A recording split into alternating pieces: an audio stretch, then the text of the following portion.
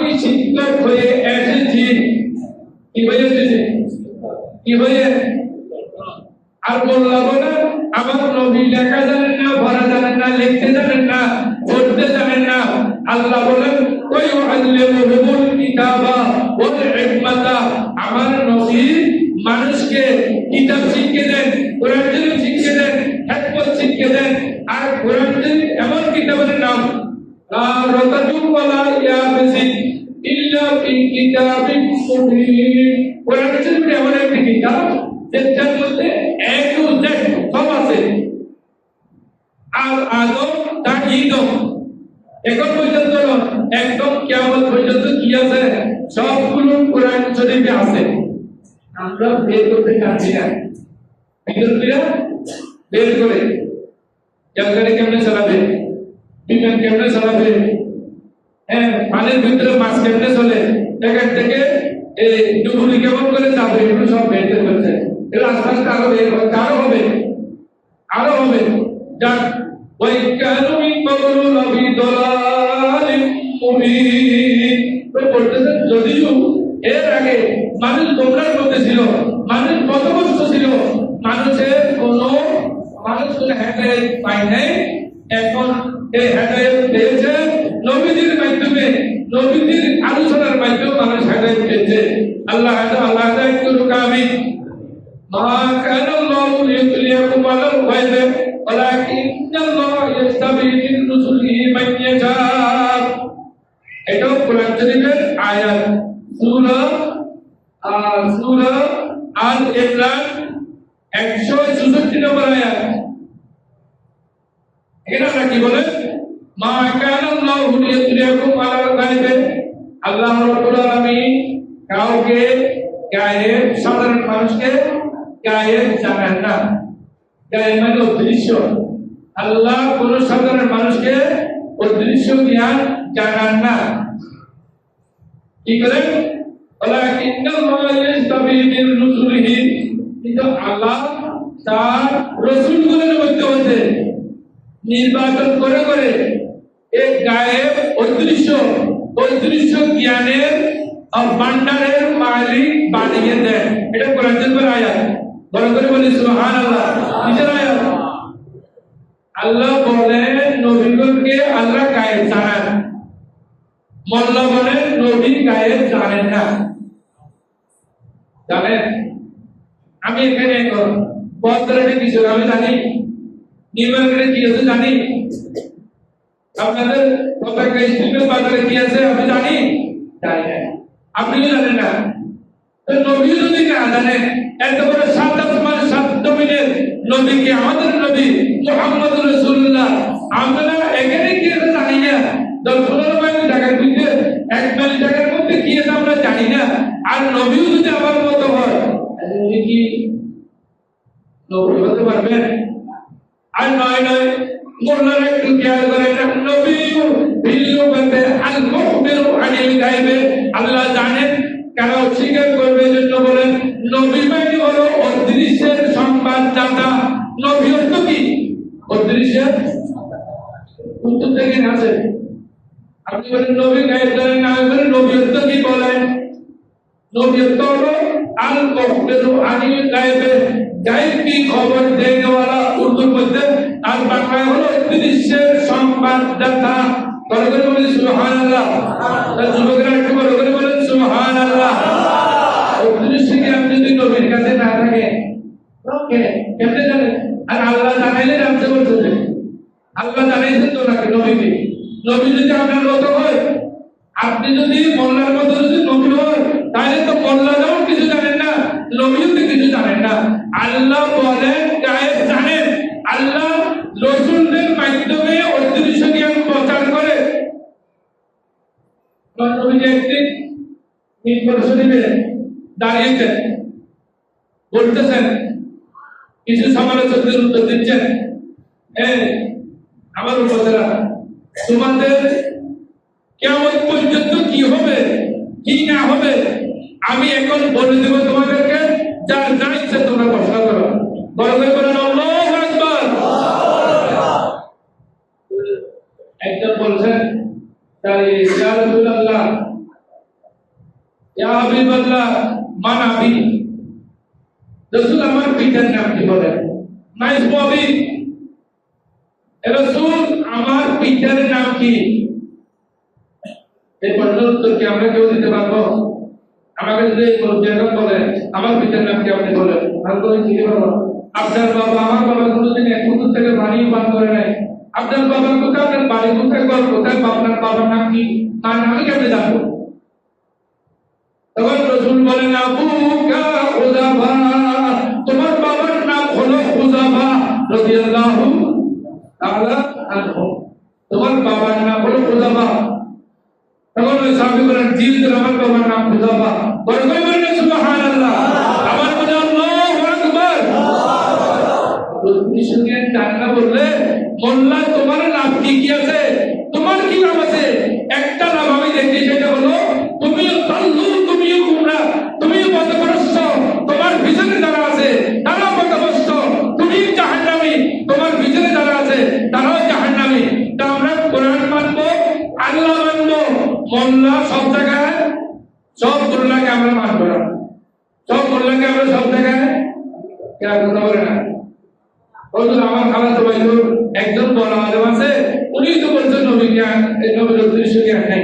আপনার খালাতো ভাই কি এইটা বললে বেঈমান হয়ে আপনাকে জান্নাতে দিতে পারবে না? আপনার খালাতো ভাই আপনি দুজনে জাহান্নামে, আপনাকে একটা লাভ করতে পারবে, আপনি জাহান্নামে না গেলেও জাহান্নামে নিয়ে যেতে পারবে, এটা হবে, যার কিছু হবে না। আল্লাহ বলেন গায়েব গুলো ওয়ালাকিন্নাল্লাহ ইয়াজতাবি মিন রাসূলিহি, রাসূলগণের মধ্য হতে, শুধু আমাদের নবী নয়, রাসূলগণের মধ্য হতে আল্লাহ ইলমে গায়েব অদৃশ্য জ্ঞান জানিয়ে দেয়। সুবহানাল্লাহ। আর একটা বললাম আপনারা আমার সহ্য হয়ে যাবে। আল্লাহ হযরত ঈসা আলাইহিস সালাম বলেন ইন্নী উবদিউ রাহমাহা ওয়াল আবরাসা ওয়া উহয়িল মাউতা আওরাবিকুম মিম্মা তাদাখিরুন। বুঝতে পেরেছেন? তোমাদের ঘরে ফাঁসি বেদি আছে, আঙ্গুরি কি আছে, আমি সব বলে দিব। বড় করে বলে সুবহানাল্লাহ, আসতে বলবেন। এত বলার কথা শুনবেন না, আল্লাহর কথা শুনবেন, এটা কোরআনের উপর আয়াত। ঈসা আলাইহিস সালাম বলেন তোমাদের ঘরে কি আছে, কি রান্না করেছো, কোন পাতিলে কতগুলো চাউল আছে, কোন পাতিলে ডাল আছে, কোন জায়গায় কালবিলের কোন জায়গায় স্বর্ণ আছে, আর কোন জায়গায় তোমাদের হীরা মুক্ত আছে। ঈসা আলাইহিস সালাম বলেন আমি সবগুলো ওয়ানাবিকুম মিম্মা তাদাখিরুন, তোমরা ঘরে যা জমা রেখেছো আমি সবগুলো বলে দিতে পারবো, এখন বলে দেব। ঈসা আলাইহিস সালাম কি আল্লাহ? ঈসা আলাইহিস সালাম কি আল্লাহ? ঈসা আলাইহিস সালাম একজন নবী, একজন রাসূল। আর ঈসা আলাইহিস সালাম থেকে আমাদের নবী কি ছোট না বড়? ঈসা আলাইহিস সালাম যদি করে কি এত বলে দিতে পারে, আমাদের নবী বলতে পারেন না? রাসূলের চাচা হযরত আব্বাস রাদিয়াল্লাহু তাআলা ওনার স্ত্রীকে নিয়ে ঘরের ভিতরে গল্প করে স্বর্ণ রূপে রাখছেন। আব্বাস রাদিয়াল্লাহু তাআলা তখন মুসলমান হয় নাই, মুসলমানদের হাতে বন্দী হয়েছে। বন্দী হওয়ার পরে এবার সাহাবায়ে কেরাম বলছেন মুক্তি পণ নিয়ে তাদেরকে মুক্তি দেব, অর্থাৎ ইসলামের এখন শুরু, ইসলামের জন্য টাকা পয়সা দরকার, ওদেরকে মারবেন না, একেবারে না মেরে ওদের থেকে কিছু টাকা পয়সা নেন, নিয়ে ওদেরকে ছেড়ে দেন। আব্বাস রাদিয়াল্লাহু তাআলা বলা যখন আসলো, আব্বাস রাদিয়াল্লাহু তাআলা বলেন আপনি টাকা দেন। ভাতিজা আমার কাছে কিছু নেই, ভাতিজা আমার কাছে কিছুই নেই, আমি আপনাকে কি দিব? ও চাচা আমার চাচিকে নিয়ে অমুক দিন অমুক রাতে গণন করতে করে গণিত হনন করে গণের ভিতরে স্বর্ণ রেখেছেন, ওগুলো কোথায়? আল্লাহু আকবার বলবেন না? সুবহানাল্লাহ বলেন না? নবী কেমনে বলে দিলেন? নবী কেমনে বলে দিলেন? এটা অনেক ঘটনা। আমি বললো নবী অদৃশ্যের জ্ঞান আসা নয়, শুধু সাহাবায়ে কেরাম প্র্যাকটিক্যাল করেছেন। একজন সাহাবী, আমি কয়েকদিন আগে বুখারী শরীফে পড়াইছি এটা, একজন সাহাবীর ব্যাপারে রাসূল বলেন এই ওখানে জাহান্নামে যাবে। সাহাবায়ে কেরাম ওনার থেকে দেখিয়ে আছেন, কিন্তু উনি এত ভালো সাহাবী, উনি কেন জাহান্নামে যায়? হঠাৎ করে যুদ্ধ শুরু হয়েছে মুসলমান এবং বিধর্মীদের সাথে, তিনি মুসলমানদের পক্ষে যুদ্ধ করেছেন, যুদ্ধ করে এসেছেন। তখন সাহাবায়ে কেরাম বলে, ইয়া রাসূলুল্লাহ, সে তো যুদ্ধ করেছেন, সে তো মুসলমানদের পক্ষে যুদ্ধ করেছেন, আর তোমরা অপেক্ষা করো। সে যুদ্ধ করে দেরি করে নাই, যখন কত বিজ্ঞতা হয়েছে শরীরের মধ্যে, নিজের বন্দুক নিজে নিয়ে নিজে গুলি করে দিলেন। সাহাবায়ে কেরাম বলেন, আল্লাহু আকবার, ইয়া রাসূলুল্লাহ, আপনি যাই বলেছেন তাও করে সাহাবী জাহান্নামে যাবে। আপনি অনেক আগে বলে দিয়েছিলেন এই সাহাবী এখন জাহান্নামী হয়ে গেছে নিজেকে নিজে গুলি করার কারণে। বরকত বলি সুবহানাল্লাহ। এটা উদ্দেশ্যের নাম, উদ্দেশ্যের কাকে বলে? জাহান্নামে যাবে তো এটা বলে দিয়েছে। অনেক হাদিসে রাসূল করিম বলেন, ওয়ায়ানজুর ইলা হাযাল রাজুল, যদি কোন জান্নাতি মানুষ দেখতে চাও এই মানুষটার দিকে দেখো, উনি যে জান্নাতে যাবে। রাসূল কেমনে বলে দিলেন? সুবহানাল্লাহ বলবেন না? উদ্দেশ্যের জ্ঞান নাই যারা বলে এরা হলো মোল্লা, সাধারণ মোল্লা, নাই লেখা নাই পড়া।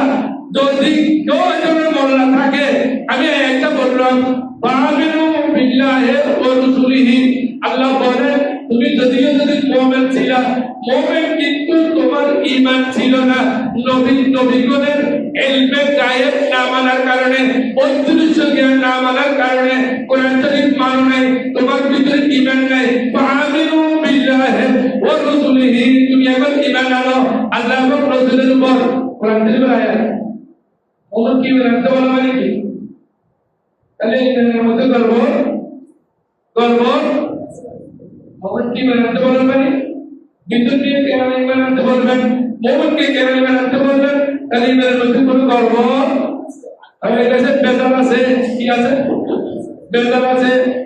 ওয়াইন তুমিনু ওয়া তাত্তাকু ফালাকুম আজরুন আযীম। তোমরা ভালো করে ইমান আনো, ইমান আনলে তাকওয়া করলে তোমাদের জন্য অনেক পুরস্কার রয়েছে। বড় করে বলি সুবহানাল্লাহ। আল্লাহ হেদায়েত করুন, আমিন। তাহলে রাসূলের সাথে কারো তুলনা আছে? তুলনা দেওয়া যাবে না। তুলনা যারা দেয় তাদের ঈমান নিয়ে গর্ব আছে, যাদের ঈমানে বেজার আছে তারা রাসূলকে নিজের মতো বলবে, আর তারা রাসূলের মতো বলবে যাদের ঈমানে বেজার আছে। আর ঈমান বেজার থাকলে আপনার জন্য জাহান্নাম ছাড়া আর কোনো কিছু নেই। আল্লাহ আমাদেরকে পুক্তা ঈমানদার হওয়ার, রাসূলের মতো না বলার আল্লাহ আমাদেরকে তৌফিক দান করুন, আমিন। এই মিলাদুন নবীর আয়াত আমি কথা বললাম, মিলাদুন নবী আল্লাহ করেছেন, কি করেছেন? আপনি দলিল খুঁজে পান না, আমি আজকে দলিল খুঁজে দিলাম। সূরা আল ইমরানের আয়াত এটা, দলিল খুঁজে পাই, কোথায় আছে? এখানে মিলাদুন নবী